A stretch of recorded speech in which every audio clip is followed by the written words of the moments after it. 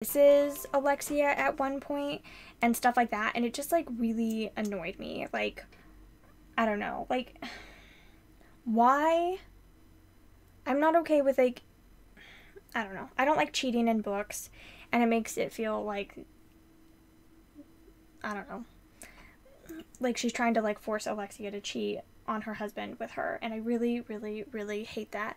Like, this character in other aspects is so awesome. She's great.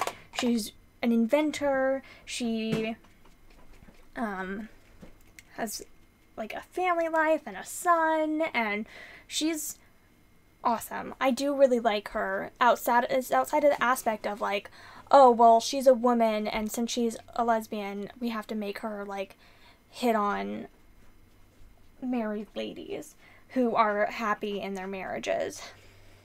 And it really annoys me, and I just really wish that wasn't in here. And again, it's in the book as well. It's not just the manga, but I get very frustrated with it, and I wish they would just like find some other lady for her to love.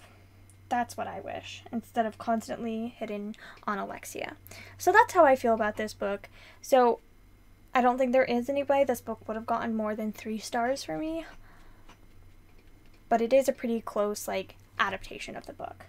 And I do still recommend the series. And I do think it's a fun steampunk series. But I get very frustrated in this book, especially towards the end. Ooh, this next one did not want to load. None of these wanted to load. Weird.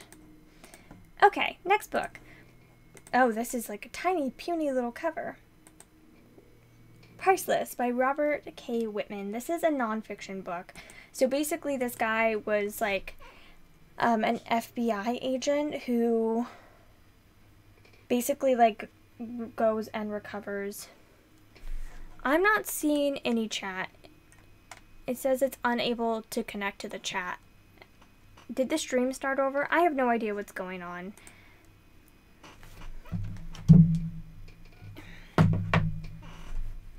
I just tried reloading and hopefully that helps. Okay, it's back. I don't know where it cut off. I don't know if you guys have left any messages since talking about J.K. Rowling. I have not seen them.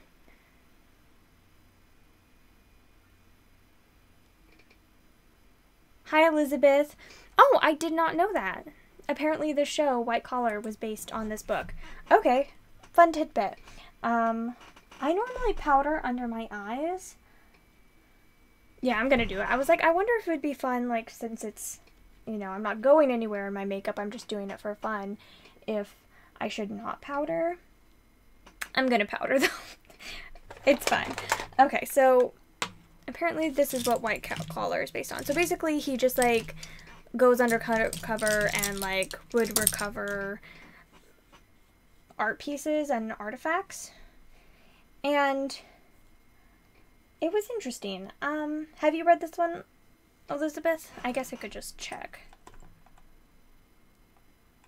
It does not look like you have. Okay, so I just don't think this is the book for me. So, like, I did find it interesting. I thought his writing was, like, very engaging, and you have the audiobook. I did think it was, like, engaging, and I did get sucked in. I just didn't love it. Like, it didn't do anything for me. I didn't finish it and go, wow, that was the most amazing book I've ever read. That changed my life.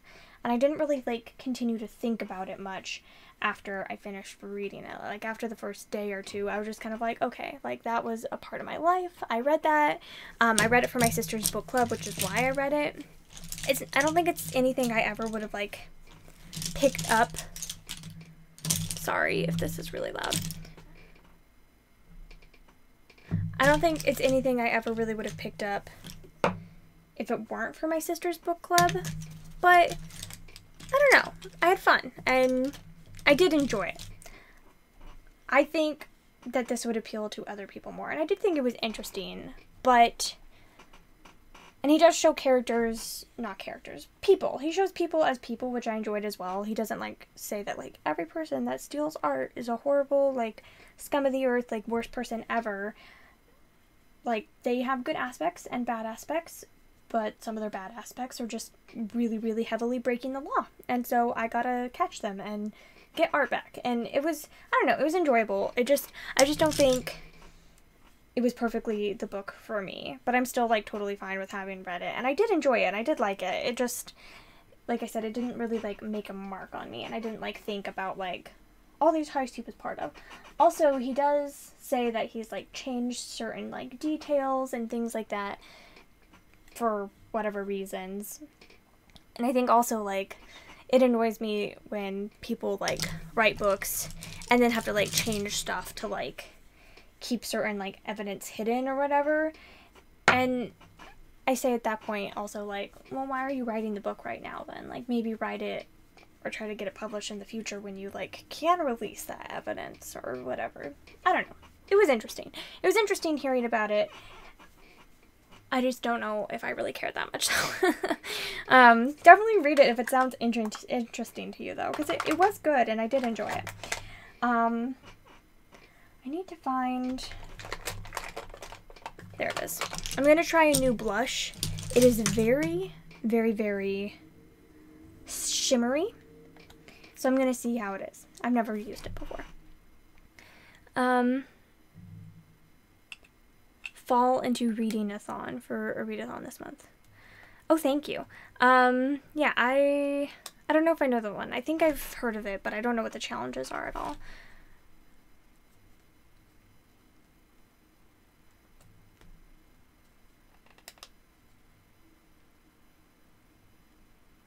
He was after the guy with the eagle feathers. Yeah, it was... Which, like, my sisters loved it, though. Like, especially one sister. I know she, like, really enjoys it, and I believe she's read it a couple times. And I think it's, like, a favorite of hers. I mean, correct me if I'm wrong, sister dear. I know she'll watch this later. But I just don't know... I wonder why. I'm excited to have our chat. I think our chat is this Thursday with my sisters. So this Thursday I will have a chat with my sisters and see why they enjoyed it so much. Because I am interested to hear it. I wonder. Let me see how it looks on here. If you can even see. You can't see at all. You can, like, maybe see the sheen. It is very shimmery. I normally wear, like, the blush that I wear on a daily basis is, like, a satin blush. This is definitely a lot more shimmery than that.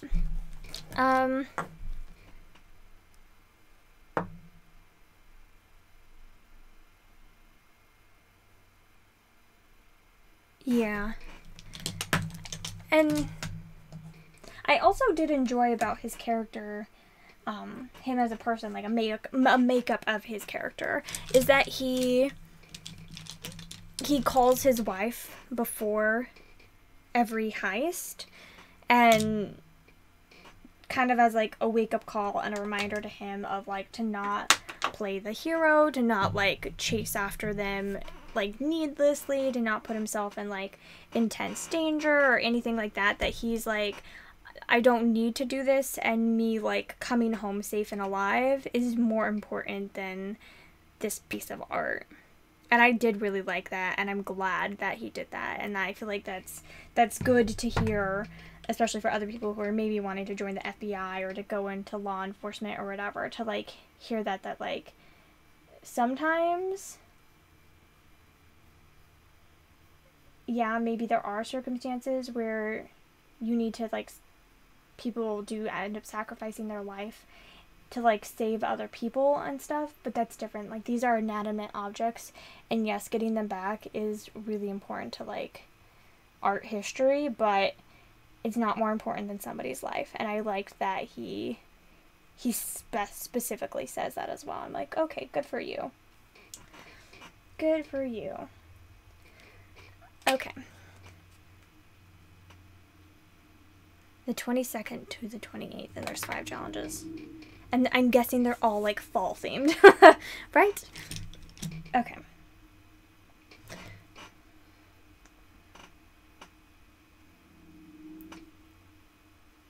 So I can pull this up maybe.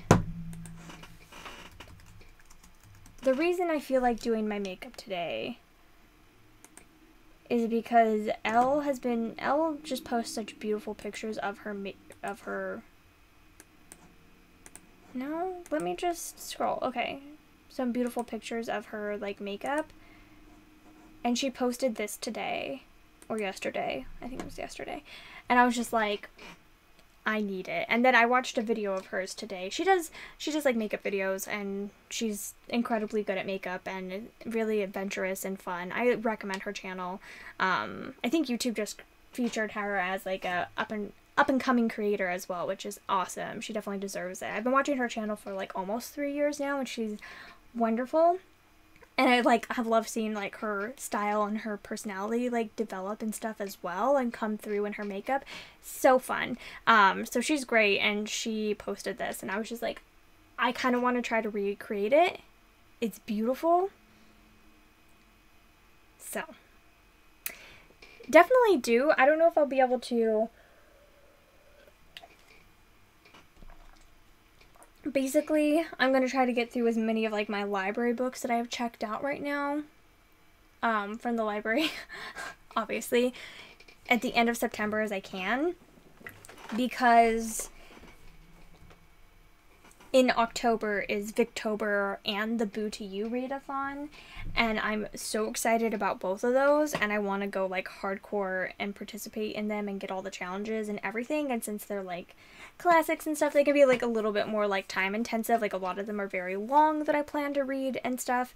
So I'm what am I? I'm going to just try to get things wrapped up so that I can just like really focus on those in October. So that's the plan. I brought like a ton of, these are all the palettes that I brought to try to create this look. I just kind of grabbed like all my warm toned eyeshadow palettes, and let me see if I can recreate this at all. Anyway, moving on. Priceless. So the next book is a Halloween themed bingo board. Yes, that's awesome. Okay, so anyway, I'm gonna pull this up on my phone and just try to like, I don't know, even if I don't recreate it, get an inspired look. Okay, so When the Duke Returns. This is the fourth book in the Desperate Duchesses series, by Eloisa James. This is such a weird series, and I feel like so many of the characters are so unlikable in this series that I'm like, it feels like really weird. Anyway, I liked this one. There were some parts that I didn't love, so a lot of the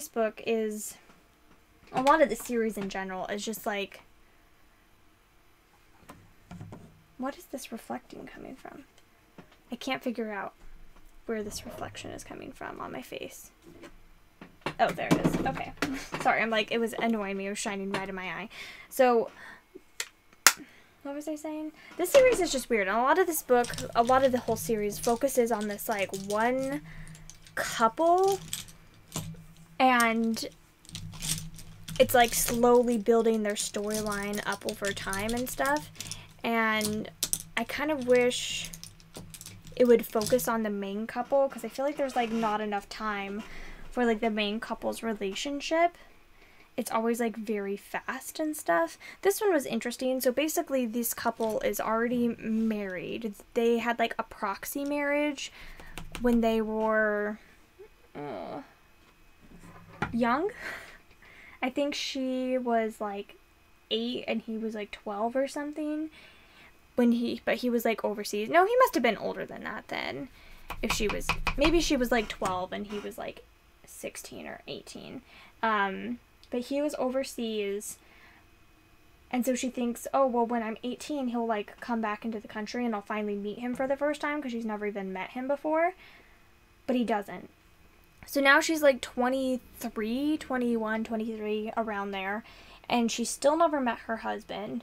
and she kind of gets sick of it, and so then she like comes up with a plot in the previous book. This is very much connected to the previous book. She comes up with a plot to try to like get him to come back to town by like almost implying that she's going to start having an affair with somebody else, so that he'll like come back and like finally claim her, because she's sick of it. She wants a marriage, she wants a family, she's ready to have kids, all this stuff. So then she does that, and he ends up coming back, and it's their relationship. I don't know. I liked some parts of it. I didn't like some parts of it. It's just such a weird series full of like very morally gray characters, which I also enjoy. Like, these characters are not black and white. They're not like perfect little angels, and I think it's refreshing, but also strange. I don't know. I didn't care for the first book in the series, but I have liked all the other books. This is probably, I think, my second favorite out of the series so far. I really liked book 2, but this one is probably second favorite. I just don't feel like this one like stuck with me super far, and I'm like having a super well, and I don't feel like I'm remembering details super well. So that's how I feel about this one. Slightly Dangerous by Mary Balog. So this is I'm finally read the 6th book in the Bedouin saga, which is the last book. This is about 6 different siblings, and each book follows a different sibling. I feel like this technically is one of the best in the series, but I feel like maybe it just wasn't like the perfect time for me to read it, because I didn't love it, and I feel like at a different time maybe I would have enjoyed it more, even though I feel like I was in the mood for it. I don't know, it was weird. I did like this one. It's probably my second or third favorite out of the series, but I still say that the first book is the best, and I think the first book is also one of the best places to start in historical romance in general. If you want to just read a historical romance that is fun and a nice, like, if you're not used to reading historical fiction at all, I feel like it's a good place to start in historical fiction. So, I don't know. I liked it, but also not, and Wulfric can be a bit of a prat sometimes, honestly. Some of the things he does and says, I'm just like, get over yourself. You're not as great as you think you are. And not everybody needs to, like, bow down to you. But she was quite sassy, and I enjoyed her.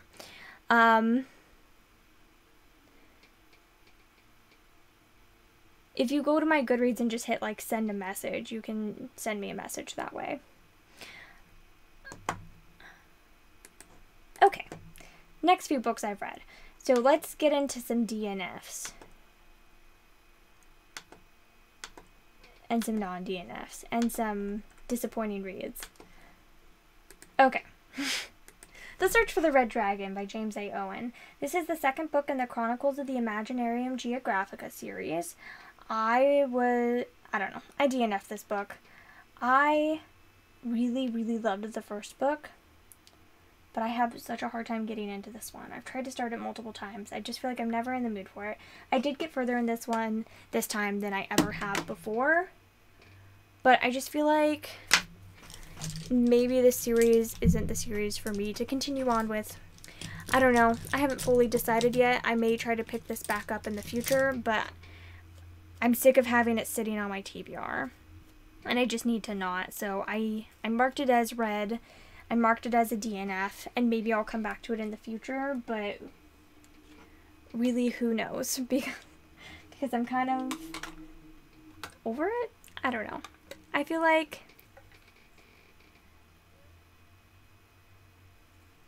it could be better than it is. And honestly, I think his name is Charles, is so annoying. Genuinely very obnoxious, and every time he opens his mouth, I kind of feel like punching him. He's very obnoxious. That's how I feel about this one. I'm very disappointed that I couldn't get more into this. I got 20% of the way in, which is a good fifth of the book, and didn't care at all. I DNF'd another book, which I expected to DNF this one, so I wasn't like overly disappointed. But this is the second book in the Pleasure series by Eloisa James. I really didn't care for the first book, so I was expecting to not care for the second book either. And I didn't. The characters are really unlikable, and I just didn't like anything about it. I don't know if I think in my vlog I do like enunciate a little bit better, but honestly this was so like uninspiring and so unlikable, but like in such a boring way that honestly I can't even remember why I disliked it. I cared so little, and finally I was just like, why am I making myself read this? I couldn't care less, and then I stopped. Again, I've just been reading very like meh this month so far. My reading has just been blah. But then I read something really fun after I was just like, okay, I'm hating everything I'm reading. I just need to read something that I know that I'll love. I reread one of my favorite books to reread. I reread this in 2016. I reread it in 2017. I've reread it in 2018 now. I've reread it in the past, and then, I don't know. I just like to reread this book. It is so fun, and that's Howl's Moving Castle by Diana Wynne Jones. This is the first book in the series, in the Howl's Moving Castle series, and it is absolutely delightful. This is, in case you don't know, in case you're living under some kind of rock, this is about a woman named Sophie who is the oldest of 3 daughters. She feels like nothing wonderful or exciting will ever happen to her. And so she's just like working in her stepmother's hat shop, and then somebody ends up coming into the hat shop and turning her into an old lady. And so it's like sassy old lady Sophie being awesome, and she decides to go work for the wizard Hal, who eats the hearts of young maidens, but since she's not young anymore, she decides to go and stay with him, and it's just wonderful. It's so weird, but so delightful, and if you haven't read this yet, I implore that you do. It's one of my favorite things ever. The first time I read it, I gave it 4 stars, and the next time I read it, I gave it 4.5, and then finally I was just like, I love this series. I gave it 5 stars, and one of my favorite books of all time now. Trying to clear up books that have been on your TBR for ages and hating them. And that's what tends to happen, and it's so sad, but like, at least it's off your TBR, and at least you know, and I feel like, who am I watching? Why can't I ever remember her name? Let me look her up, because this is getting ridiculous. I feel like I tried to reference her a few weeks ago as well, and I was like, oh shoot, I can't remember her name. Yada yada. Is it Amanda Center? Is that her name? Let me look it up.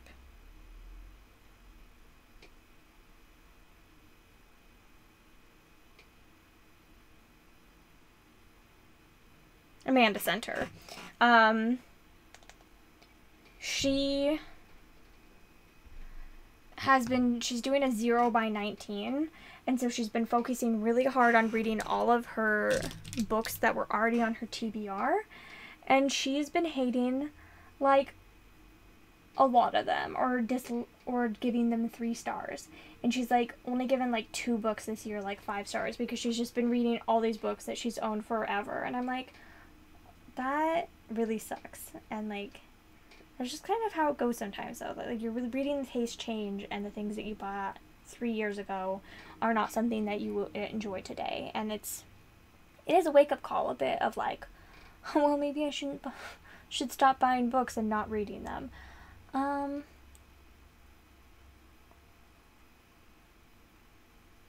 sorry. I'm making strange faces. I'm just trying to get this blended so I don't look crazy. Do I look like her yet? Am I as beautiful as Elle yet? Definitely not. Anyway, Howl's Moving Castle. It's just honestly, it's delightful, it's heartwarming, it's sweet, it's some of my favorite characters of all time, Calcifer and Michael and Sophie and Hal and Lottie. They're all just, and Martha, they're all just wonderful and great, and I love it more every time I read it. Let's see. Howl's Moving Castle, the book is quite different than the movie. I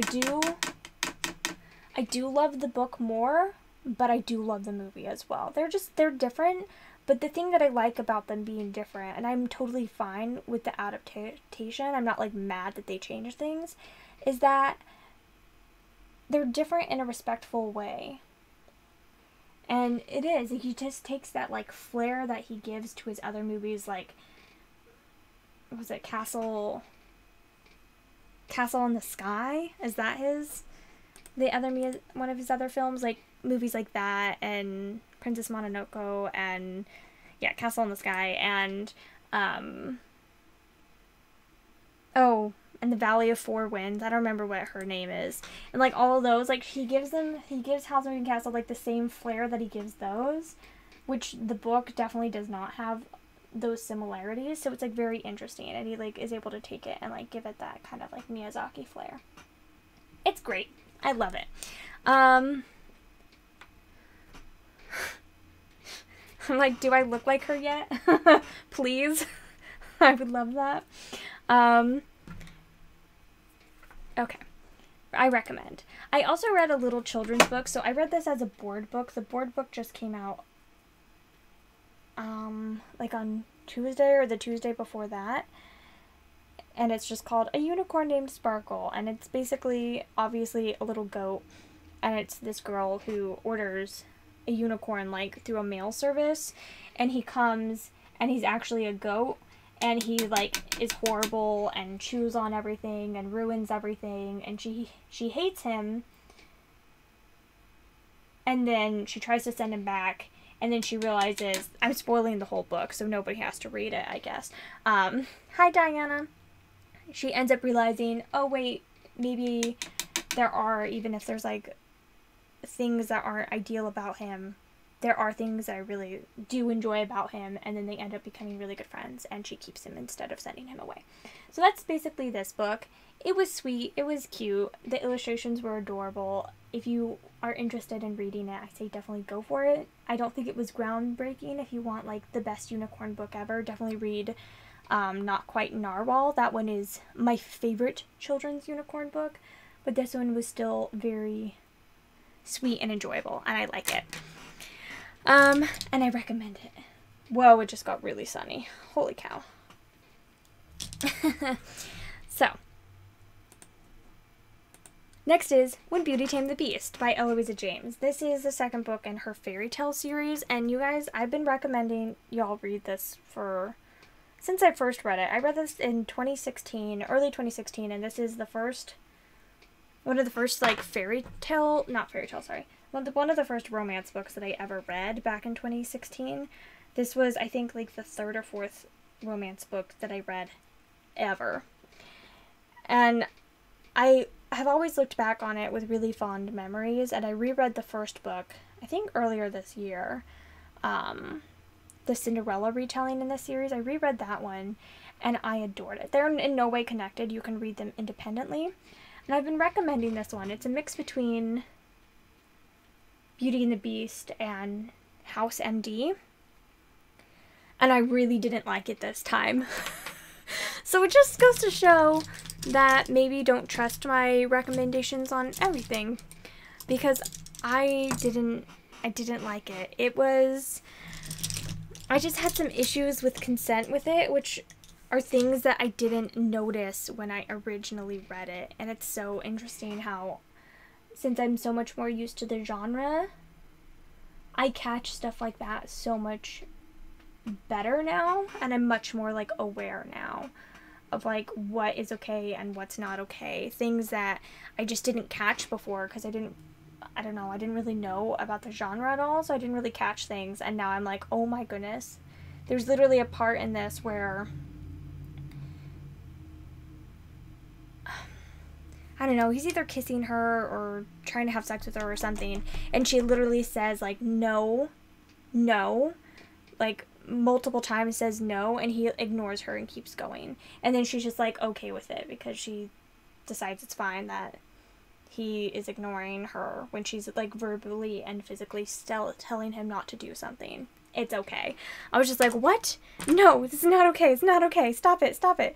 And I don't know. I had some issues with it, and I also didn't love, like, the house character as much, and there were just, like, a lot of things that just didn't work for me this time around, which makes me so sad, because I've been telling people to read it, and, like, it's not like it's the worst thing ever. Like, I've definitely read worse, and it still, I guess, is a fun, like, Beauty and the Beast retelling, but it's not amazing, and that makes me very sad. So I was hoping that on this reread I would bump it up to a 4-star, and instead I demoted it to being a 2-star, and that makes me sad. I reread some romance books that I loved when I was younger and had major issues with them now, and it's like, it's also, like, weird because I only read this 2 years ago, like a little over 2 years ago was when I read this. It's, like, crazy how much more, like, conscious and aware that I am now versus even just a couple years ago. Like, it's crazy, but it's good. It's good that I'm, like, growing as a reader and changing as a reader, and that I'm, like, realizing things that I never would have realized before. But it's also sad because I'm like, man, I've told so many people this is great, go read this, and then what if they read this and they're like, wow, I can't believe she would recommend this. I can't trust Giselle's opinion anymore because she's fine with something that has, like, sexual assault in it that is portrayed as romantic. And that makes me sad. And I'm sorry that I did that. And if you read this book and were traumatized by it because of me, I apologize for doing that to you. I did not mean to. It was not my intention. I don't know, and I guess I felt like maybe because I started reading romance at such a, like, an older age, that so many people started reading these when they were, like, 13, 14, 15, 16. And since I started reading them at age 20, I was 20 when I read my first romance book. Like, maybe I had read 1 or 2 when I was, like, in high school, but it was never, like, actually reading them, and I don't really count them, and I have no idea what they are. I don't remember anything about them. Like, I don't count them. Never marked them on my Goodreads. They are lost to time. Don't remember any plot points, nothing.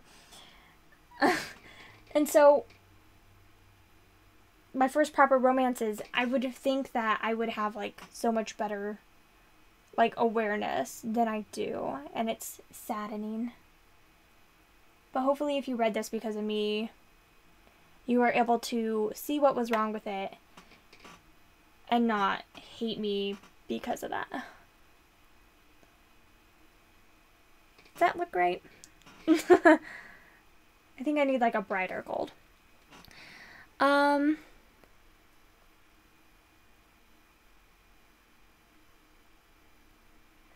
Which is why, I don't know, which is why I want to go back and reread. It's also, like, a project of mine that I want to go onto my Goodreads and go through all of the books that I've rated 5 stars in the past and 4 stars in the past. I basically want to go through and delete my ratings for everything that I've read pre, like, 2013.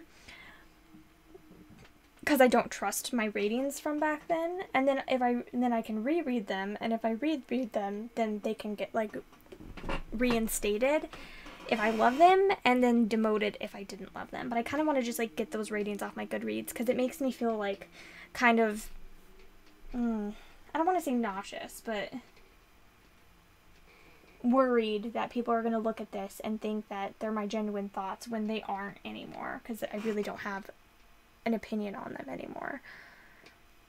But yes, your reading taste definitely changes, and your awareness definitely changes, and I feel like that's what I've seen happening with myself, which is crazy. I feel like as a reader, I've grown so much over the past 2 years. I feel like I really don't trust anything I read pre-2015, like, at all, and I barely trust anything I read in 2015 period. And then 2016, I feel like those were the reviews that I could really start looking at and going, wow, I agree with that. Wow, that makes sense. Like, wow, I'm proud of what I'm thinking about books and how I'm talking about books and stuff like that. And going back and reading a book from 2016 that I was totally confident in and seeing that I was wrong makes me really scared. I'm like, oh, wow, I need to go reread everything I read in 2016 and make sure that everything I read that I liked in 2016 is actually okay. That's what I need to do. But then if I do that, I'm going to be stuck in this constant loop of never being able to, like, make progress on my TBR because I'm just going to be going back and, like, double checking myself on things that are good. It's weird.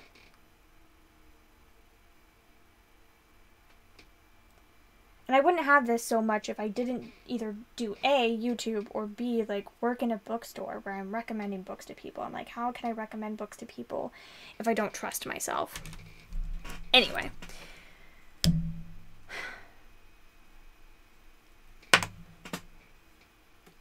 How did I get into romance? Let me read Sarah's comment first really quickly. That's true, Sarah, as well. Yeah, that's absolutely true. Definitely less impressed with some of the tropes. How did I get into romance? I was reading a Cinderella retelling. It was The Amaranth Enchantment by Julie Berry. And it's pretty much garbage. Full of petty characters being stupid. Well, she's just a petty character being stupid.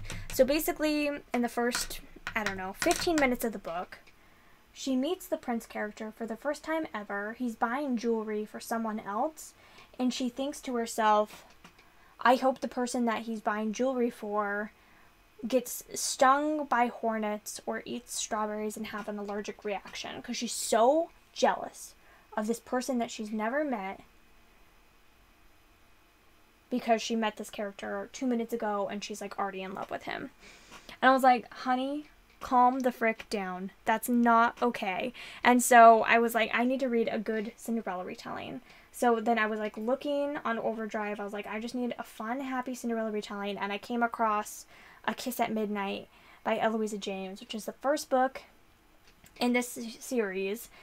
And I read it, and I laughed and laughed and laughed and laughed and laughed. It is funny, it's engaging, it, like, fixes plot holes, it makes it enjoyable, there's no magic, it's purely just, like, the author being great, and I just adored it, and that's how I got into romance. And then I read some other stuff, I think a little bit of Lisa Kleypas, and then I read this one, and I just kind of fell in love with the genre of historical romance, and slowly over time I've, like, discovered other genres that I like within historical, or that I like within romance, and I just had a good old time with it. Okay, I think my eye look is almost done. I just need, like, a super, like, poppy bit of, like, bajam, like, right here. That's better. Okay. I like how that's turned out. That's quite fun. I still need to do eyeliner, which is, like, the scariest part. So that's how I got into romance. You're thinking of rereading a book that you liked, but I'm anxious because it is the book that got me into one of my favorite authors, so I don't know if you want to or not. I would say go for it. I mean, even if you don't like it, yeah, you may be disappointed, but isn't it better to know than to not know? Than to, like, live in this dread of, like, do I like this book or not? Can I recommend this book or not? Do I trust my own opinions or not? I think it's better just to do it. I'm glad that I reread this. I'm so glad that I reread it, because even though I'm disappointed, I'm glad that I can confidently say these are the issues that I have with it. And I can also say read it if you want to as well. Like, some books, I mean, obviously do whatever you want and take everything I say with a ton of salt. A ton of grains of salt. But everything I say is my opinion, and I am a very biased person. But some books I don't think are worth reading ever. And I will say, like, just don't read this book. It's garbage. This book isn't garbage, though. Like, I personally don't like it, and I definitely had issues with it, but there's definitely worse stuff out there, and definitely worse stuff you could be reading, so if this book still sounds interesting and appealing to you, I'm not saying don't read it ever. Like, still go for it, and I'm glad I reread it, though.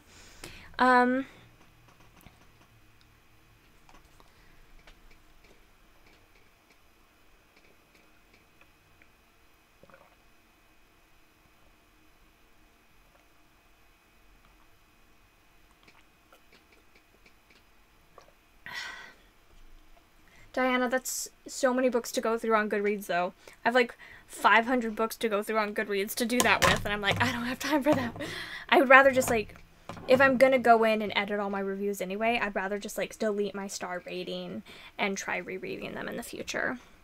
And I do want to start doing that, going back and rereading all my old favorites. Wow, this blush is so glittery, it's crazy. I want to go back and reread all my old favorites so that I can know if I recommend them or not. I'd just rather, I don't know. I'd rather just, like, delete my star rating totally and come back to it in the future. Okay. Let's see. You posted a link to the PDF for the Booktober Book Bingo on Twitter if anyone wants to join in. All right. Dyslexic Muggle. I will look it up. That's awesome. Everything I'm reading in October is like Victorian literature for the most part, with a few exceptions. So let me see if I can get a bingo out of it.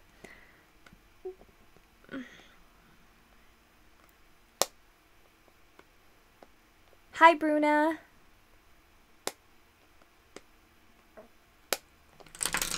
I'm sure it's brilliant. Also, let me pull it up because look at how much of my highlighter I've used. This is my favorite highlighter. I don't know if you can tell for the fact that so much of it is used. Look at all this pan. Look at it. I'm very impressed with myself. I've been using this like almost daily for like 2 years now. And I still have that much left, but I'm afraid to travel with it anymore, and I just bought myself a replacement because I love it so much. I bought myself a replacement so I can travel with it because I'm, like, afraid to take this places with me now. Because I just don't want it to shatter everywhere. But totally still usable, and I love it. It's from W7, the Glow Commotion highlighter. It's supposed to be like a dupe for Mary Luminizer from the Balm, but I've heard that it's better than that one. But I've never tried that one. Anyway. Yay! So, let's continue on to some things that I did enjoy, and then some more things that I didn't, and then some things that I did. Okay.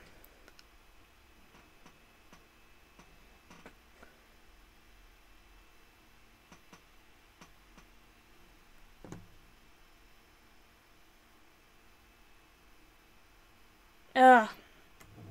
That sucks. You should just do Victober a little bit. Just read, like, one thing for fun, even if it's a reread. Just, like, reread, like, Dracula, or reread, just something, like, spooky for Victober, like, Dr. Jekyll and Mr. Hyde, or Carmilla. Just reread Carmilla. It will take you, like, 2 hours, and you'll have fun. I've never read Carmilla, so I hope that it's good. You want to read the original Frankenstein and Dracula. I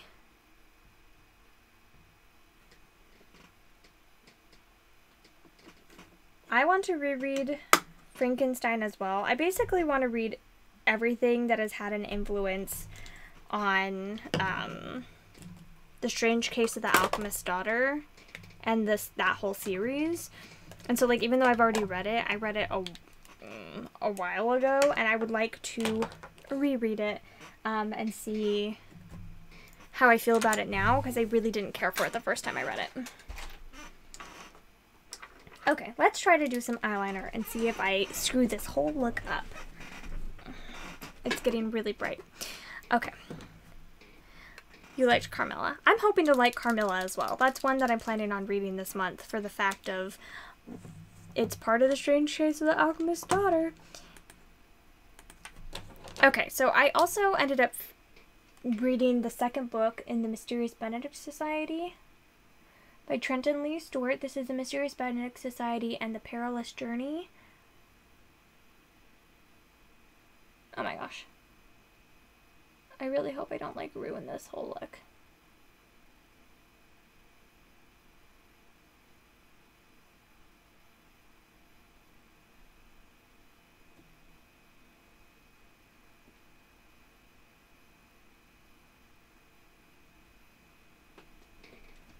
Sorry, I'm not talking. I'm worried. Okay, that looks okay. Let's see if I can make the other eye match now.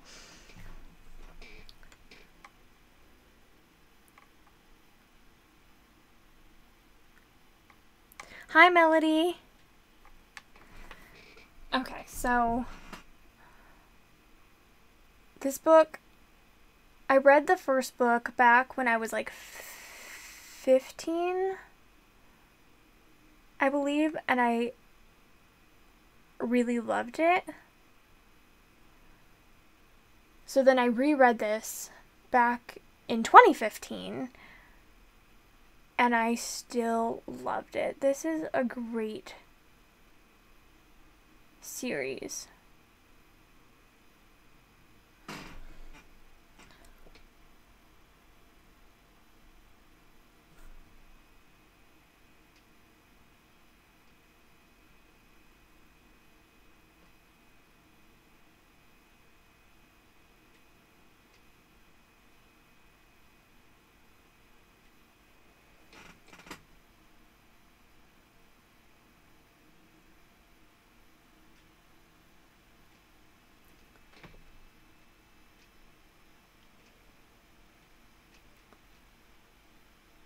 Okay, so that's like a tiny bit wobbly, but I honestly think this is the best it's gonna get. Okay, let's call it good there. It's fine. Not my best eyeliner. Could be worse. Okay, so basically, I read the first book back in 2015, like reread it and still loved it. And so then I was like, okay, I need to read the second book. And then I didn't. And now I just barely got to it when I read the first one, reread it like literally in September of 2015. So it's been 3 years, which is absurd. And I really enjoyed rereading it. I mean, not rereading it. I really enjoyed reading this one. I love the characters. They're so fun. But it is a mystery and it is very suspenseful. And I think I was feeling like extra anxious last week when I was trying to read it. So it made me feel like super duper anxious. And I had to put it down for a while. But I did enjoy it. I do recommend it. And I love the series. And I really recommend the series. So I say, please read them. They're great. Ooh, I want to read that. Josh and Hazel's Guide to Not Dating. I have it on hold at the library. And it says I'm supposed to get in about 4 to 6 weeks. Which is kind of long from now. But it's fine.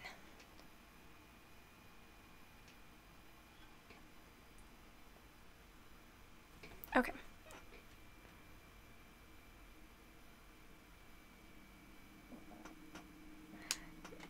Diana, do you have a preference between the original text and the revised text? Do you have a preference?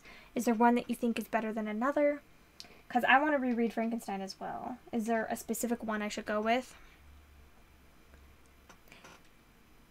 So, I recommend this book, but it gave me a lot of anxiety. But it was great, and Remy is wonderful. He's one of my favorites, and I love Kate, and I just love them all.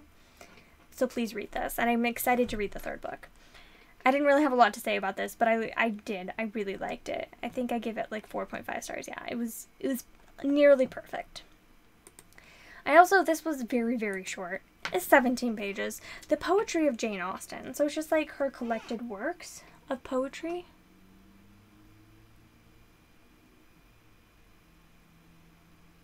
I'm tightlining, sorry.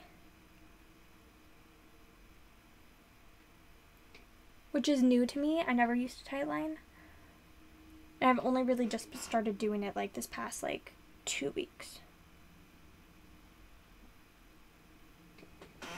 I just think it makes like the eye look a little bit like more sultry and fun.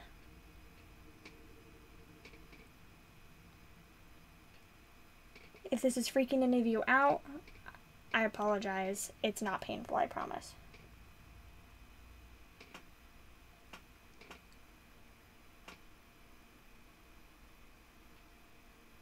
I'm really bad at it though, because I've just never practiced it before.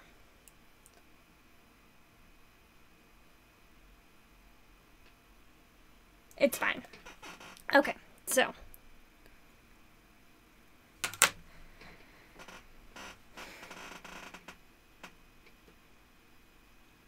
You like the original better, though it's interesting to read both and see the differences.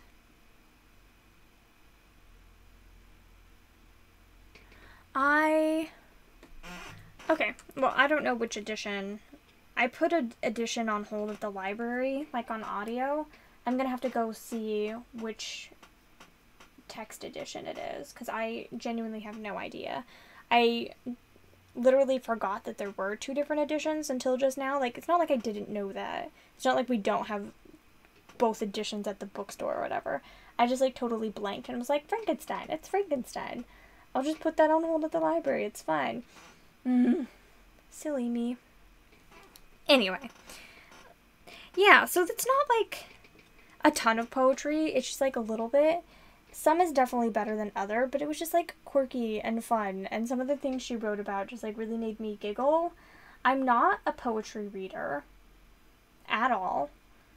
I don't think I've read, like, any poetry since, like, I was 10 and reading, like, actually 11. When I was 11 and reading, like, Shakespeare's sonnets, I don't think I've read any poetry, like, since I was 11. So it's really not my thing, and I really don't care about it, but it's Jane Austen, so I read it, and I did enjoy it, and she can make anything interesting, and the way that she did the poetry, like, really made me giggle. Oh,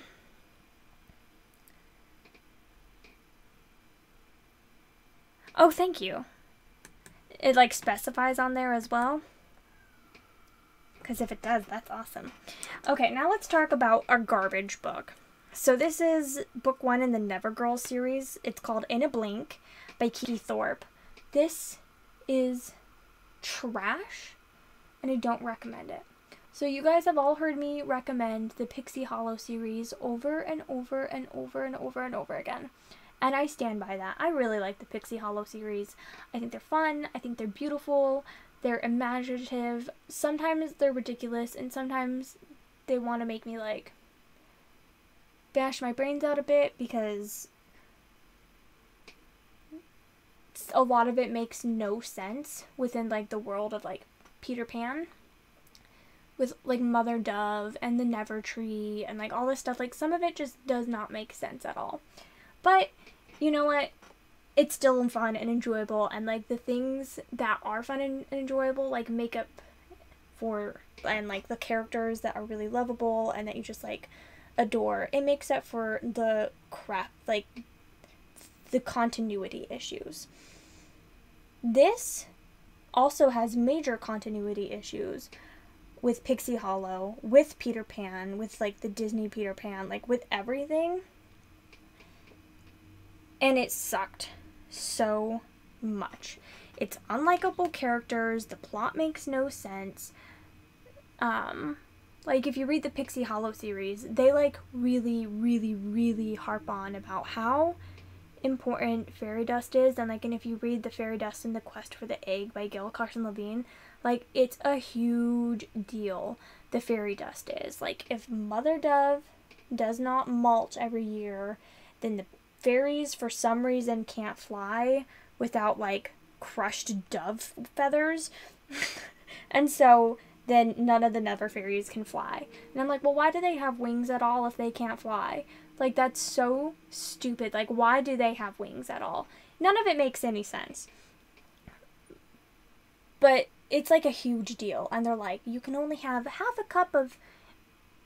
an acorn full of pixie dust every day, or we'll run out too soon, and not all the fairies will be able to get pixie dust, and none of us will be able to fly, and everything will make even less sense than it does already. So that's a thing. Should I do bottom lash mascara? Or will it make me look crazy? I'll just do very, very faint bottom lash mascara. How about that? Because otherwise they get out of hand real fast.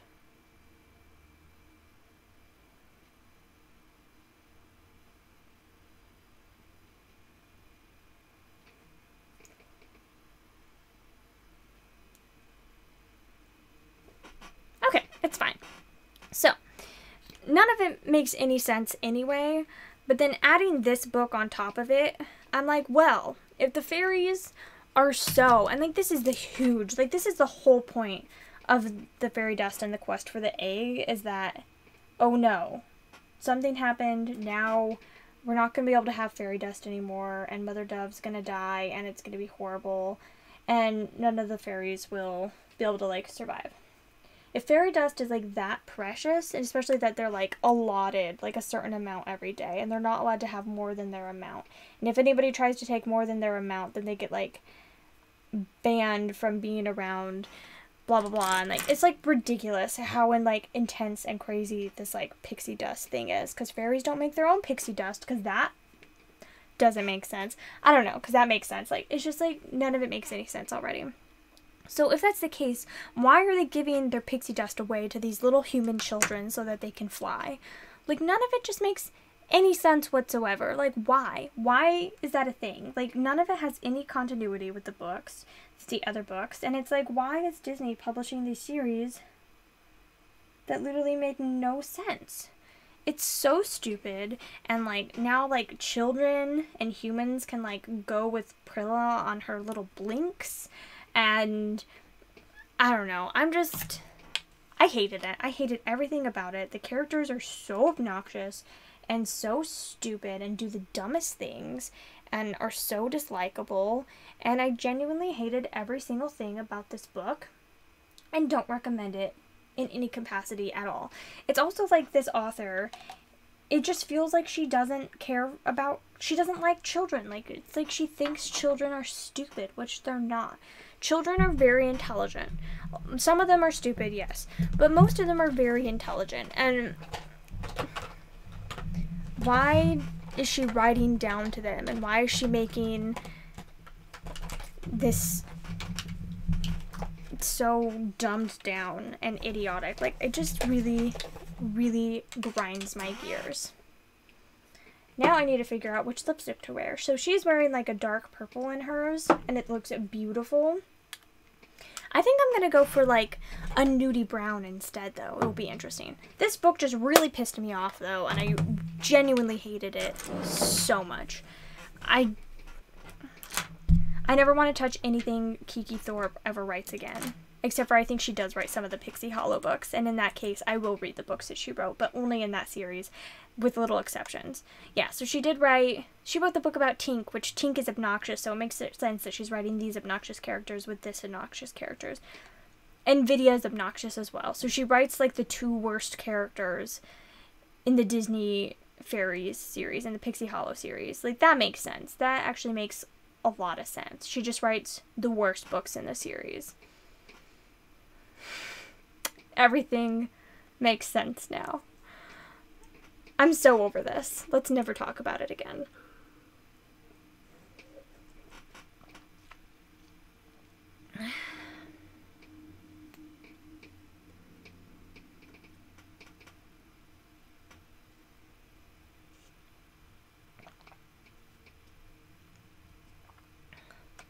I didn't know that about Dracula.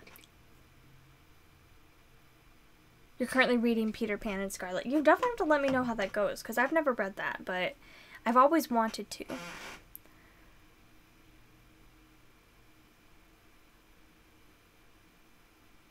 The family thinks the rewrite is entertaining.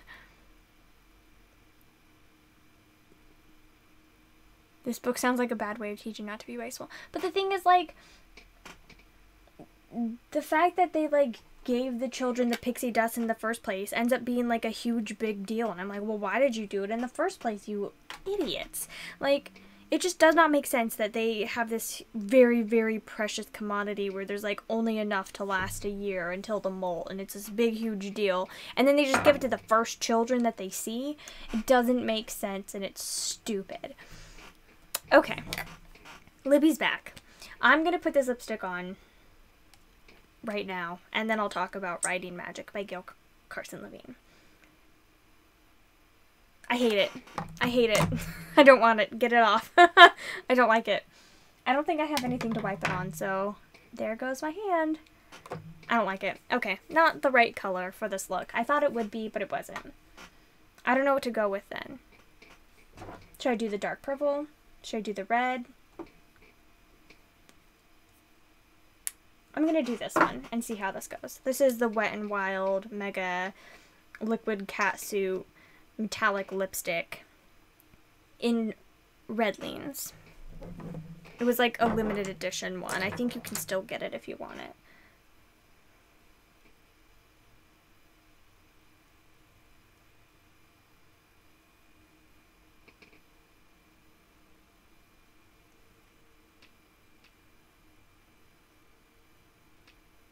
It's so starkly.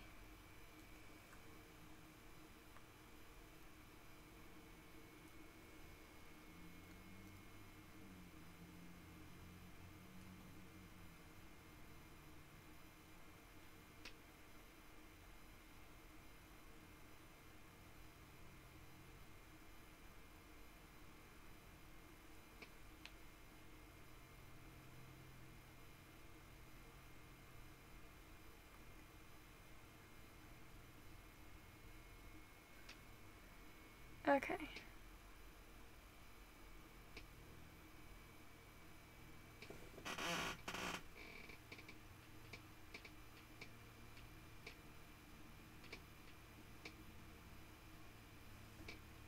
It's a little crooked.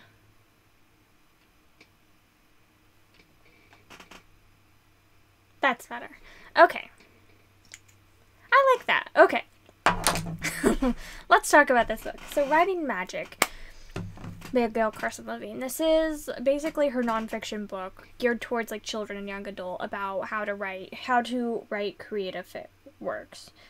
So it's like basically creative writing 101 for children.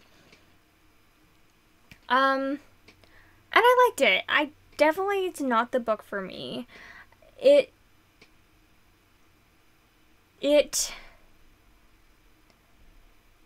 I don't agree with everything she said, and I don't feel like I really, like, learned a ton from this book, like, but that's not why I enjoyed it. I ended up really enjoying this book, but the thing that I really liked about this, that is just, I really like Gail Carson Levine. She wrote Enchanted, she wrote The Princess Tales, she wrote Fairest and Ever and all of those, and I just like really like her books and her stories, and I loved seeing like the behind the scenes of like when she was writing them, what was happening in her life, like where she got her like ideas and creativity from, and like how she used it and utilized it and everything. Like I just really enjoyed seeing that, and that's why I liked this book.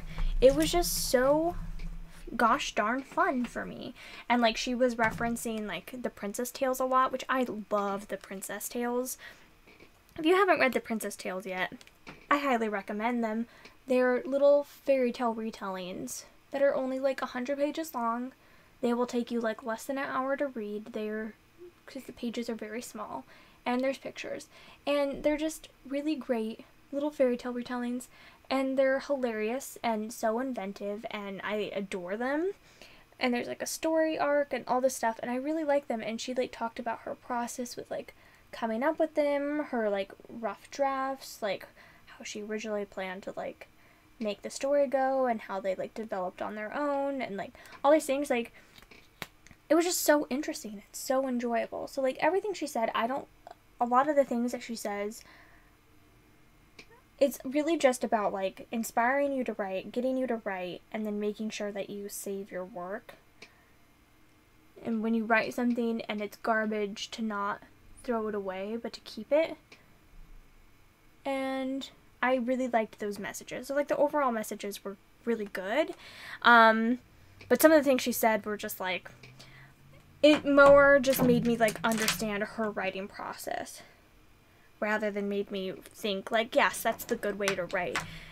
I don't agree with everything she said, but it did make me understand her writing process and, like, why her books, the writing in her books it is very short and staccato and things like that. And she does talk about how, like, writing short sentences is the best thing ever, and don't write too big of sentences, and don't write too big of paragraphs and stuff like that. That's not a rule. That's not a thing. Like, yes, it depends on what you're writing, but that's not always a good thing. And so, like, if you try to read Ella Enchanted out loud, it does not flow at all, and it's not a good book to read out loud, usually, in my opinion. But it makes sense why it's like that, because, like, this is the rule that she lives by. It's like other writers write really long, beautiful sentences, and that works perfectly fine for them. So it's like, I don't know. It was interesting. I enjoyed it, and if you like her work, I think it's better to read for enjoying her work, or whatever. I enjoyed it. And I finally read it. Yay! Matilda Bone by Karen Cushman. So this was a reread for me. This is part of me going back and just rereading some of my old favorite books to see if I still love them. And I really liked this one. Maybe not quite as much as I did in the past. I don't know. I appreciated it on a different level. So this is about Matilda, and she's been raised by a priest after her mother and father... Her mother, I think, abandoned her, and then her father ends up dying. And so she gets raised by a priest. And this is like medieval times. I think it's around 1300, and they did real crazy stuff back then, regarding like everything, but including medicine. And so she's like raised by a priest, and then she ends up getting sent to go work for like a bone setter. And so it just talks a lot about, like, medieval medicine, and it was so fun. It's very enjoyable, and I loved it. Karen Cushman is really good with writing things that either, A, we look back on it and we're like, that's crazy. I can't believe they did that. That just makes no sense to us now with the technology and things that we know now and the scientific stuff that we know. Like, that just does not make sense. A, she's good at getting that information across without being super judgy and horrified and, like, emphasizing how terrible it was. Like, a lot of the stuff she presents, she doesn't present in, like, this is good, this is bad light. And she doesn't sacrifice historical accuracy for the sake of making it more enjoyable and understandable to modern readers, which I really, really like, because I am so sick of, like, freaking historical romances where it's, like, 1812 and somebody does the Heimlich maneuver on someone. I'm like, please, no. And, like, maybe they don't call it the Heimlich maneuver, but why are they doing that in that time when that wasn't a thing? Like, it irritates the ever-living crap out of me. I'm like, maybe consider not having your character choke if you're going to do that. It's just don't make them choke, and then you won't, like, sacrifice that and completely draw your readers out of that, because the Heimlich maneuver was not invented or, like, written out and, like, talked about till, like, 1970. So you're just, like, 150 years too soon. Stupid authors. It really bothers me a lot, and I just enjoy that she's, like, able to talk about things and present the information in an intelligible, interesting, informative manner to both children and adults without, like, being, like, thing one good, thing two bad, and stuff. And I like it so much. I just enjoy her characters and her writing. I wish her books were longer. That's one of the things, is I feel like she has all this information to get across and stuff, and then sometimes, like, her characters kind of, like, lack for that. But this is basically just, like, a slice of life medieval tale, and it's so fun, and I really, really recommend it. It was great. Matilda can be very frustrating in, like, the first half of the book, but she definitely grows as a character, though, as well, which I quite liked.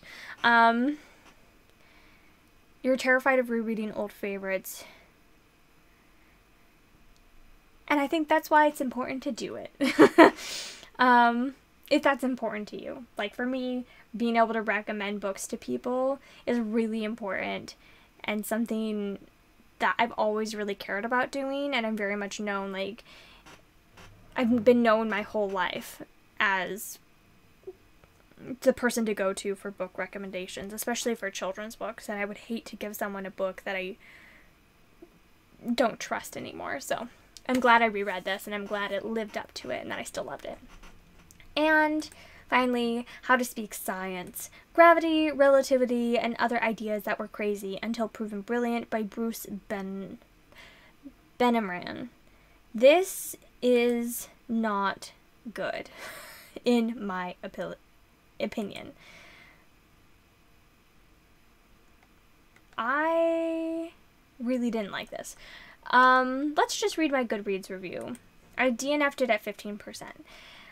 I couldn't stand another minute of jokes about People magazine. There were 4 in the first 15% of this book, along with the other terrible jokes. I don't feel like I was learning anything new from this book, not because there wasn't new to me information, but because all the jokes, especially the repetitive ones, were just jerking me out of the narrative.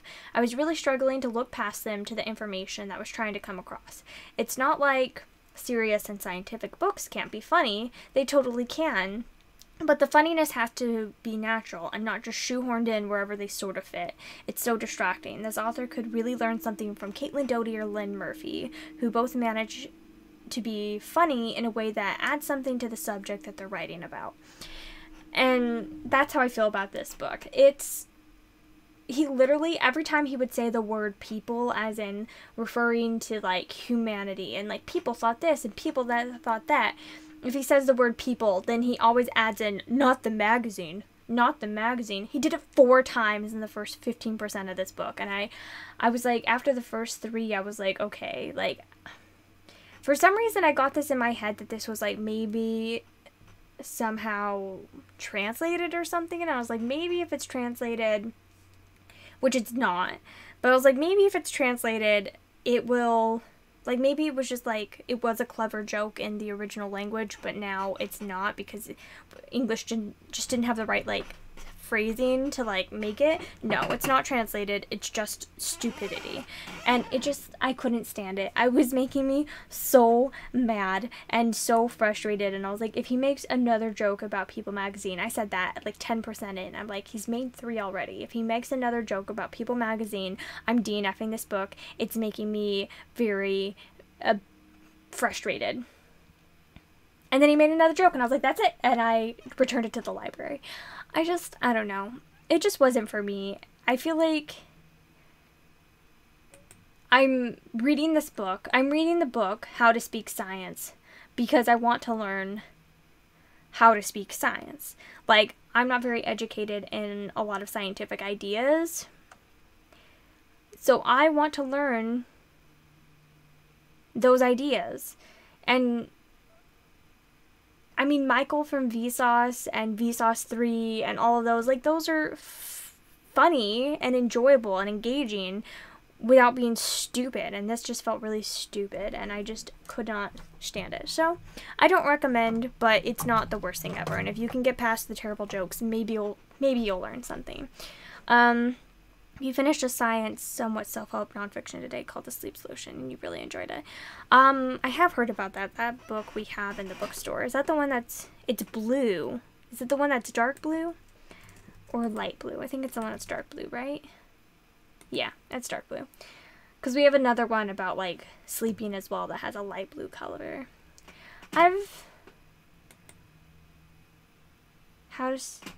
Why your sleep is broken and how to fix it.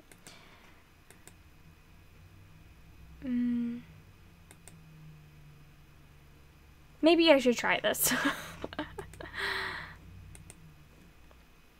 You read ASAP Science Answers the World's Weirdest Questions, Most Persistent Rumors, and Unexplained Phenomena a few years ago and got a biology degree and learned something new. Nice. Maybe I'll have to read that instead.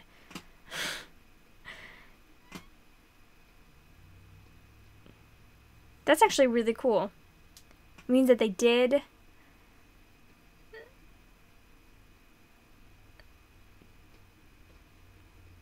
That's good. Okay. Maybe I will have to add that to my TBR then, because there's 2 of them, right? Did you just read the first one? I thought they had 2. Do they have 2? Or is there just one of them? Maybe there is just one. I thought there were 2. Okay. I'll think about it, because I do want to, I don't know, what kind of science am I interested in? Anything? I literally know nothing. I've known nothing about anything. So I'm interested in everything. I genuinely know nothing. I'm pretty much the most ignorant person when it comes to anything sciencey at all. I am that. So I'm fine with learning about anything, and I thought How to Speak Science would be a nice way to learn what scientific terms mean, and in like an engaging, interesting way, and it wasn't. Where this one might be. It's accessible to people without science degrees, and with. The sleep one is also went into a lot of misconceptions about sleep and how sleep affects you both mentally and physically. It was fascinating. Interesting.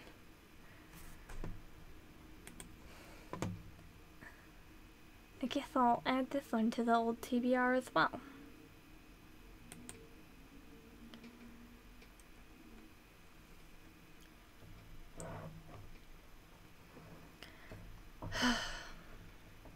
Okay.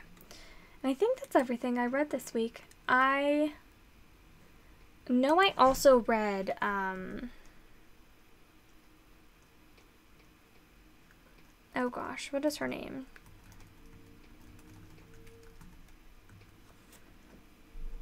I read Jennifer Adams' most recent Baby Lit. Let me see. Okay.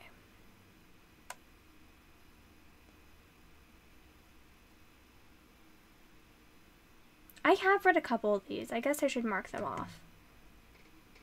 I know I read the Wuthering Heights one. I know I read Jane Eyre. I know I read Frankenstein.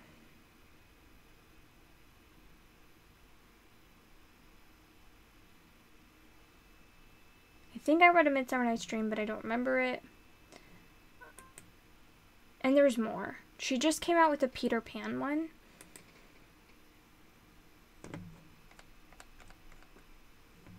And I've read the Anne of Green Gables one. Where's Peter Pan? And the Nutcracker one was delightful.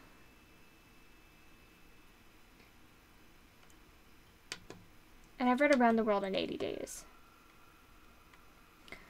Let's add these all as read. I don't...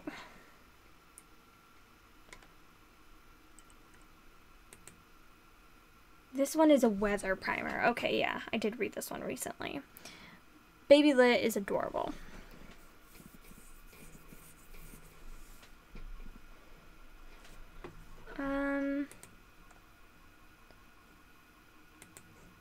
I don't know when I read this though. Probably back in like May. So I'm just gonna stick it as May. Why not? These are so cute. And it will add extra books to my read shelf. Because I'm trash. Oliver Sacks.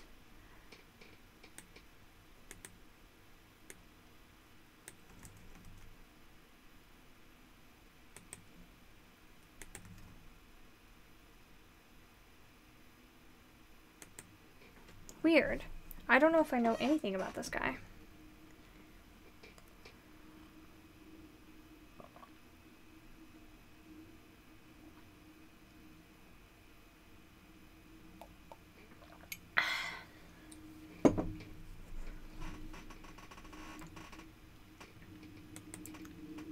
Okay. I'll give it a try. Am I reading Little People Big Dreams?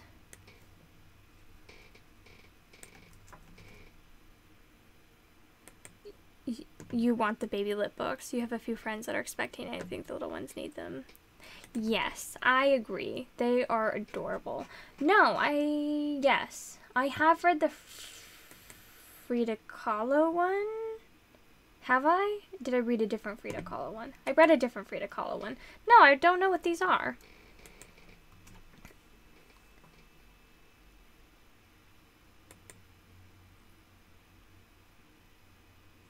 I mean, but I'll freaking try them. They look adorable.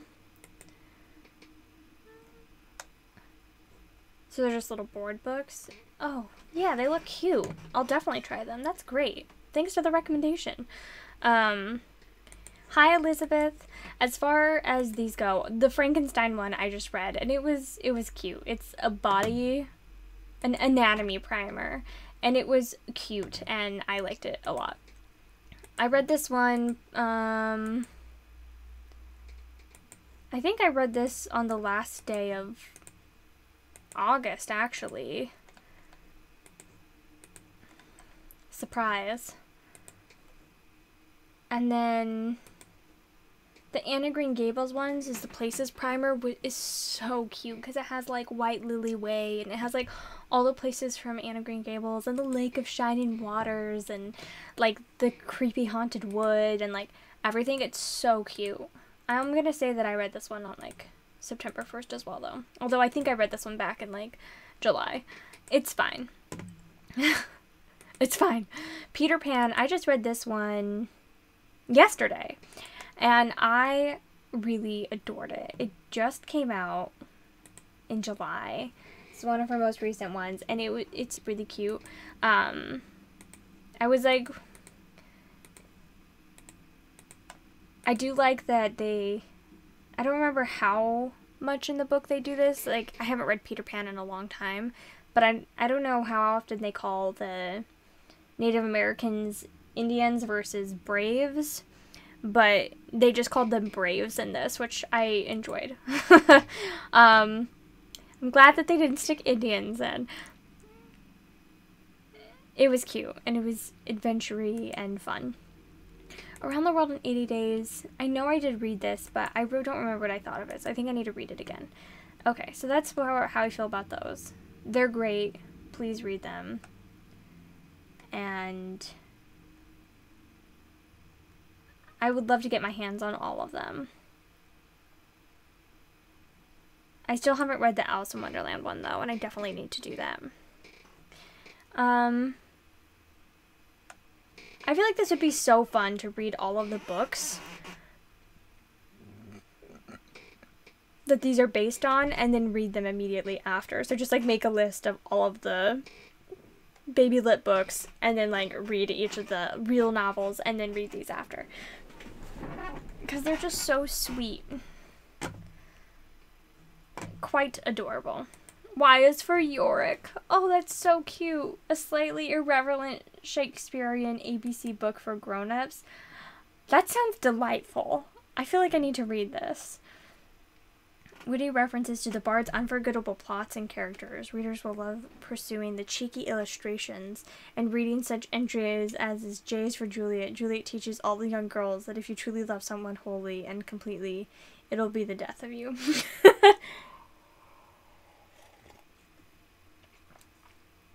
Sounds about right. Jennifer Adams works at Writers. Salt Lake City, Utah. Oh. I don't know anything about her.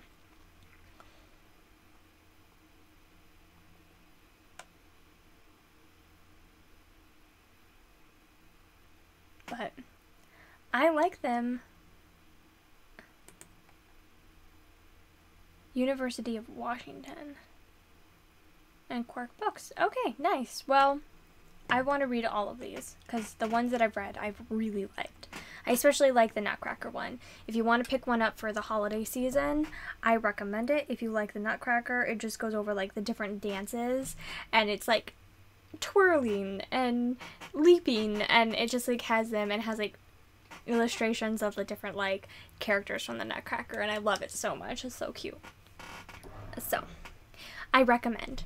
So yeah, that's everything that I've read this month. I know I said it wasn't much, and for me, it doesn't feel like much because I DNF'd so many of them, and I didn't enjoy most of them. But let's talk about what I'm reading right now. So, I'm like maybe a third of the way. Yeah, a little more than a third of the way into Foundry Side by Robert Jackson Bennett. This is the first book in a new series. It just came out a few weeks ago. It came out less than a month ago. And it's really fun. It reminds me of like a mix between like Tamara Pierce, Megan Wayland Turner, and like Warbreaker.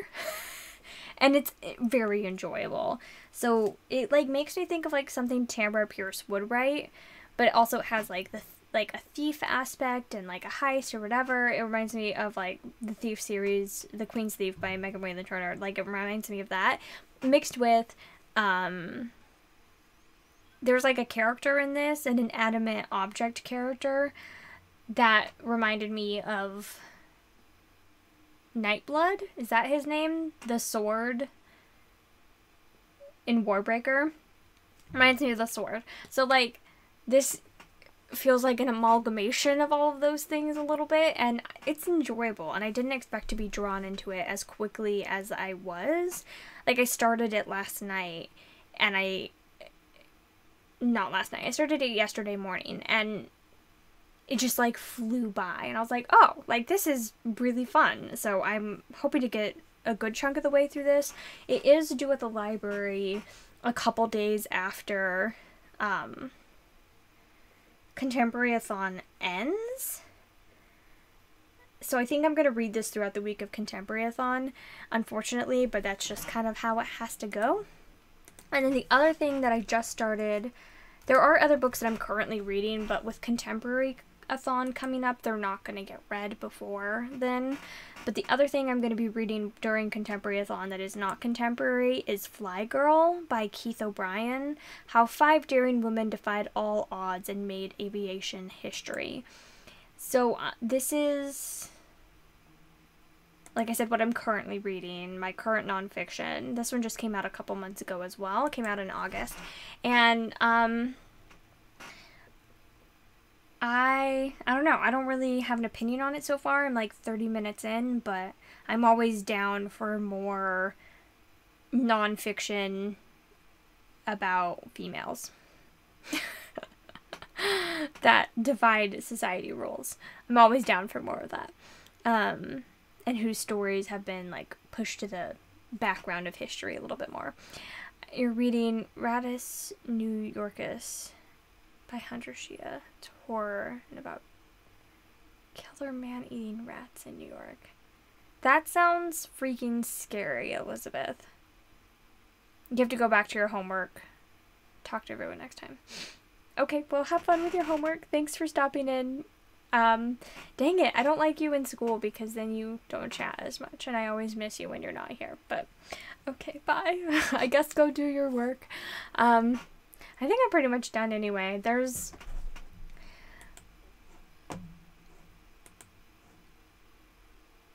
is my plan for... No. That's not what I wanted to pull up. This is my plan for Contemporaryathon. And my plan for the today. I don't think this is all going to get done, but hopefully most of it will. So I'm going to be reading Fly Girl and Foundry Side throughout the week, and then read The Cuckoo's Calling over the whole week, and try to pound out Crazy Rich Asians, and then read the other things. And I don't know, hopefully it'll all go fine. It is color-coded. Because I'm crazy. I like color coding. You're currently reading is Way of Kings by Brandon Sanderson. You have 161 pages left. Good job. That is impressive. You're only 24% in and are already reading with the lights on. That's so funny. Oh, jeez. Horror. I'm definitely interested in seeing how I feel about the horror. In case you guys are wondering about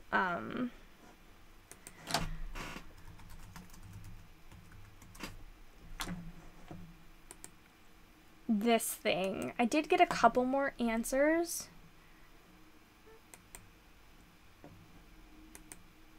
It says there's 11. There's technically only 10 because somebody accidentally like submitted the same thing twice. So there's 10, and I got a couple more. Old Man's War, Station 11, The Picture of Dorian Gray, More Than This, Ghost Talkers, Sleeping Giants, Wild Magic or The Fault in Our Stars, The Help, and The Chronicles of Narnia, which I do really want to reread The Chronicles of Narnia because I love them.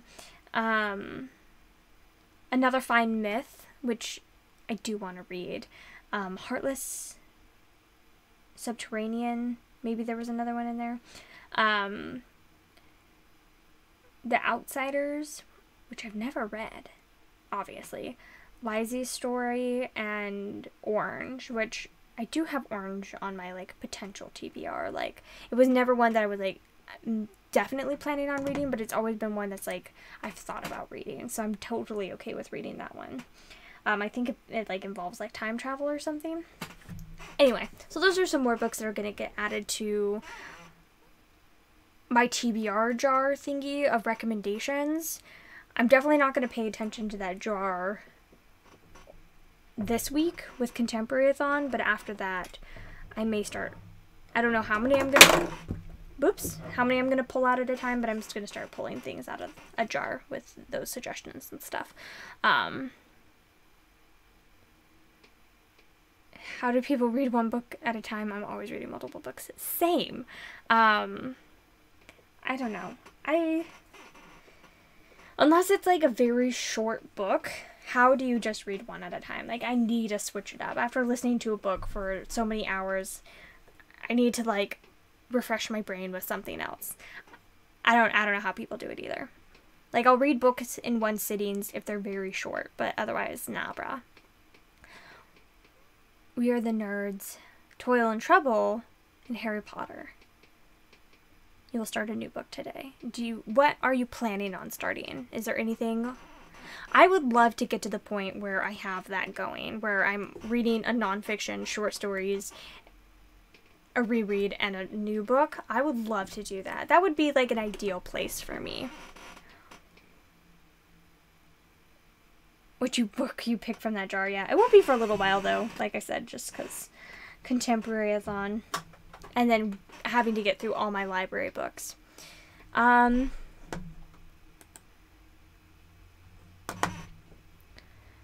mentioned Warbreaker. Would you recommend? I do. I liked it quite a bit, actually. The characters were really engaging and the world was interesting. I did like it. It was my first Brandon Sanderson. And I enjoyed it. Like, it's not my favorite book of all time, but most books aren't.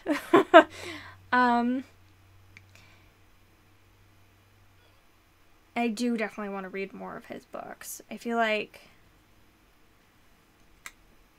it was a good place for me to start. Chris was right on that, and it felt like less intimidating than like starting one of his series, but next I'm going to start one of his series, and I'm kind of intimidated. The Strange Case of Agnes' Daughter.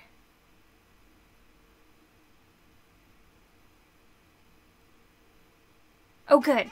I'm glad you're restarting that one. Oh, I'm so excited. Yay. I don't know, do you read a lot of classics, Elizabeth? Because if you do, you should make a list if they reference any other, like, classic science fiction or whatever of the time. Because I want to read, like, every book that influenced that book, because I love it so much. And I'm so excited to reread it. I'm going to reread it. I want to reread it next month, honestly. I adore it so much. I want to, like, immediately read them. But I know that's, like, totally dumb and that I shouldn't do that. That I should, like, focus on other things. Because that's absurd. But I do want to read it. Like, immediately. Especially after finishing, like, if I do end up getting to my rereads of Dr. Jekyll and Mr. Hyde and Frankenstein and all those. It'll be great.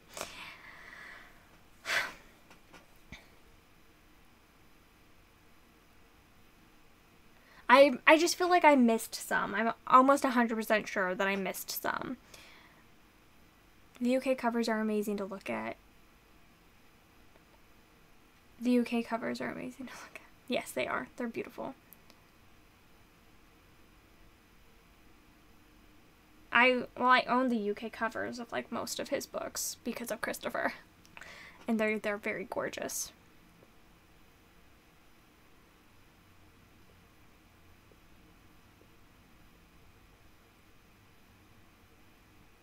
A physical book going, a Kindle, and a NetGalley ARC. How do you keep track of your NetGalley ARCs, or do you just go to NetGalley and like look at what you have like received from them? So I feel like whenever I do request anything on NetGalley, then I just like forget about it, and I'm terrible. I'm so bad at getting to my NetGalley books, which is why you've never heard me talk about them ever.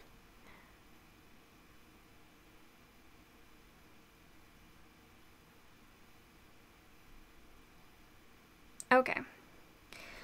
Because I feel like I missed stuff, and I feel like I need to find people who have read like all the old science fiction and stuff so that they can catch all the things.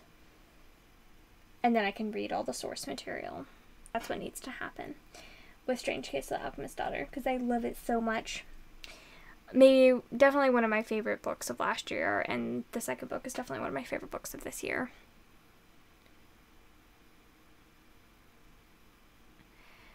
Yeah, I don't know if I'm ever going to request anything on NetGalley again, though, because, like, I feel like every time I do, I'm just like, whoops, and never get to it, ever.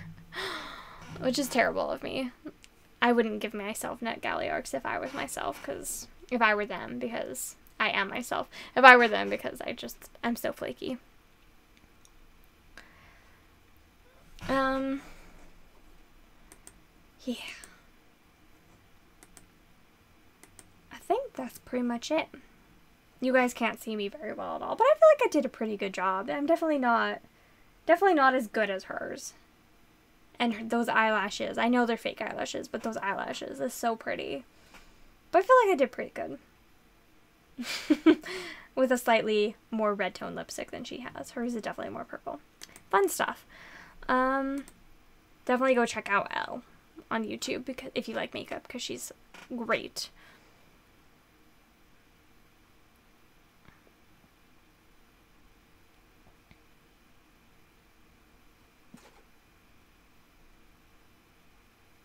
That is awesome. I wish I could do that. I don't like the Paperwhite.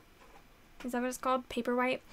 I don't know. That's the one that Chris has, and so that's the only Kindle that we own, and I don't enjoy it. I don't enjoy that you can't see the covers except for this big. I don't enjoy that you can't organize it. I don't enjoy a lot of things about it. And I don't enjoy that you can't access anything on it except for, like, the Kindle. So, like, if I wanted to, like, look up Goodreads or whatever on there, like, you can't. I don't enjoy most things about the Kindle that I have. So maybe next year or so, I will ask for a new one for Christmas or something that I actually like. That would be nice.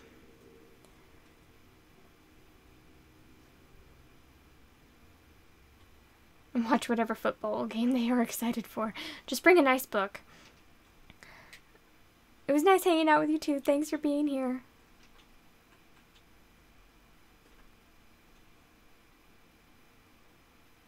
Fire is more pleasing visually. There we go.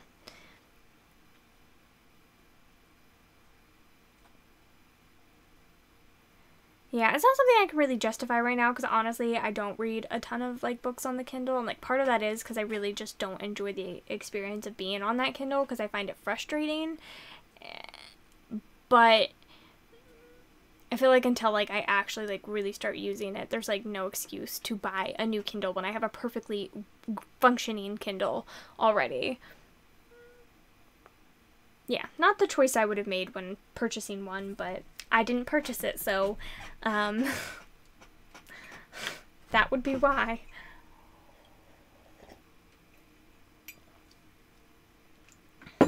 I don't think Chris cares about all those extra features, but I definitely do. You like football, but I'm a Cowboy fan. Until 7. I think being from Texas, football is just a part of life. Everyone around here is like obsessed with football, which I don't understand because I did not grow up around people obsessed with football. Like, I grew up with some people who were very into football, but like it didn't feel like a way of life. Where it's like in Massachusetts, it feels like a way of life. Like, everyone is like, Patriots, Patriots, Patriots, Tom Brady, Tom Brady, Tom Brady. And I'm like, oh my gosh, I've gotten more references to my name. Like, when I moved here, I had no idea who Tom Brady was. Don't know if I'd ever heard of him.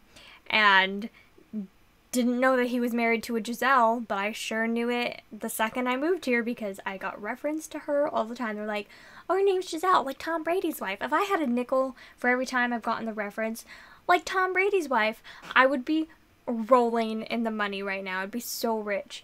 And just like, it's like a religion around here. It's absurd.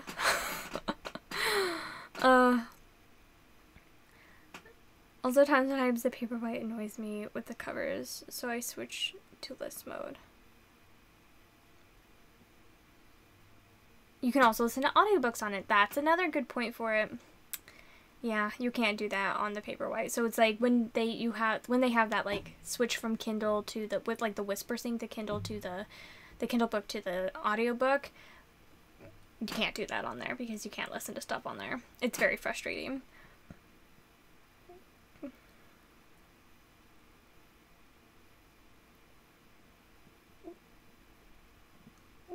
I read on my phone sometimes as well, on like the Kindle app, but I don't love reading on my phone.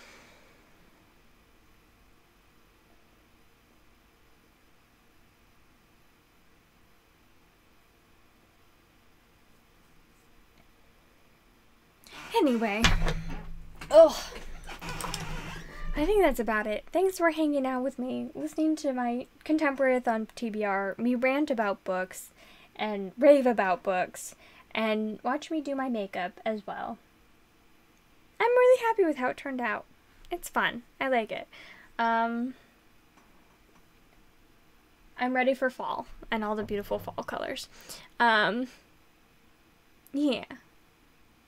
Hopefully I get all the reading done this week.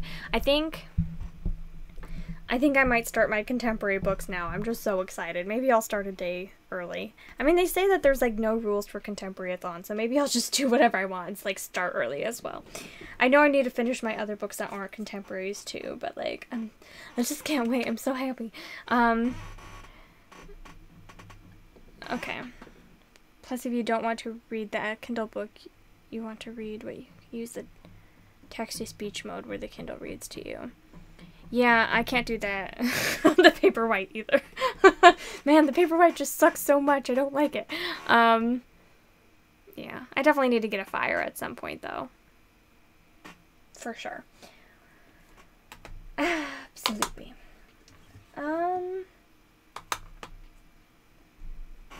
It sounds perfect for me. Oh, and thanks.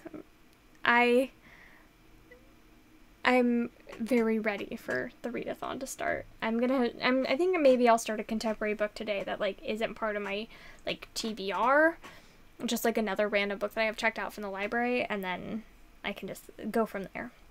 Anyway, thank you again. I think that's all that I needed to do today, everything. So text to speech. Oh, on your NetGalley arcs, that would make me actually read them. Potentially. We'll see about that. Oh. You guys, you're just convincing me that I need a fire. Someday. When I can justify it more. Yeah. Alright. I'm finally gonna end this. Thank you. Y'all are the best. And I'll see you in my next video. Which, goodness knows when it will be. Probably just the next live stream. Bye, everyone.